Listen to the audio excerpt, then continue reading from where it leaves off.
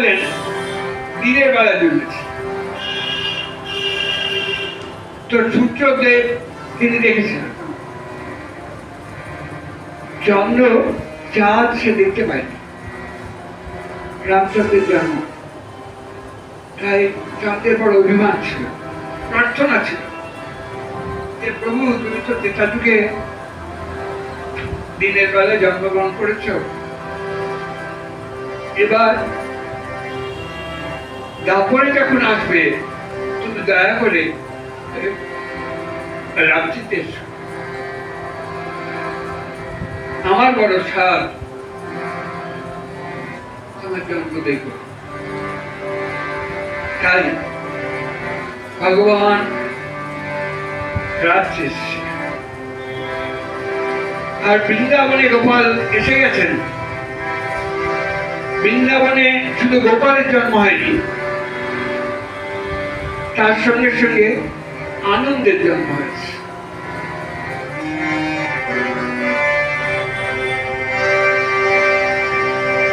আর যে কথাটা মহারাজ বারবার বলতেন,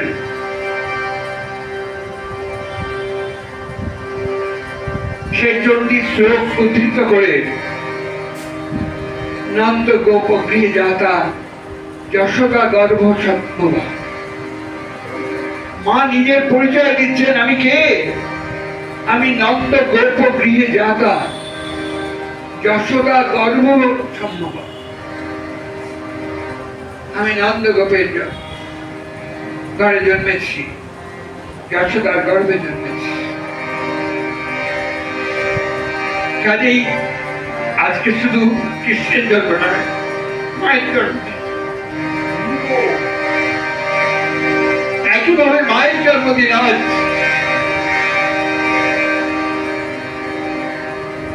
কিন্তু ওই ছোট্ট মা যিনি অষ্টভুজা ধারণ করলেন, আকাশে উঠে গেলেন, কংসকে বললেন তোমাকে মারবে যে,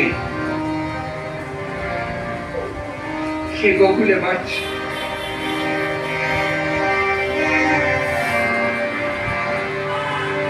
কংসের প্রতীক্ষা, কংসের প্রচেষ্টা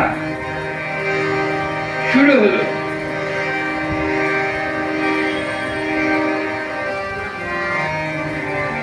এদিকে বৃন্দাবনের মানুষ গোপালকে পেয়ে তাদের খুব আনন্দ। গোপালকে পেয়ে আনন্দ। আর তারা রোজ সকালে ঘুম থেকে উঠে কোনো কাজ করে না, সবাই এসে যশোদা মায়ের আঙিনায় ভিড় করে। ও মা, তোর গোপালকে একবার আন না। যশোদা মায় উঠোনে এনে গোপালকে ছেড়ে দেয়। আর রমণীগণ তারা আনন্দ করে, উৎসব করে। আর ভক্ত কি বলছে? বলছে দেখো দেখো, সর্বত্র ভগবানকে দেখতে আমরা উপর দিকে তাকিয়ে থাকি, ভগবানকে প্রার্থনা করে উপর দিকে তাকিয়ে।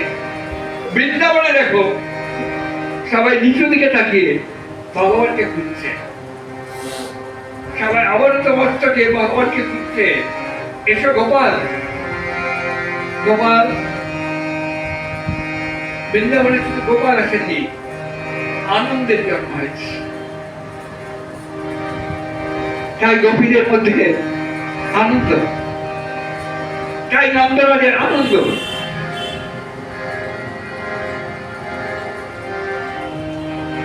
সমগ্র বৃন্দাবন আনন্দে ডুবে আছে। কতবার এই কাহিনী আমরা শুনেছি, কতবার পড়েছি, তবু পূরণ হয় না। আজও মাধব মানুষ বলে, ডাকে বসুদেব দেবকী ডাকে, ঘরে ঘরে নারায়ণ তোমাকে ডাকে, বলরাম শ্রীরাম সুদাম ডাকিছে যমুনা বাড়ি। জাগো জাগো শঙ্খ চক্র গদা পদ্মধারী। কৃষ্ণ কৃষ্ণ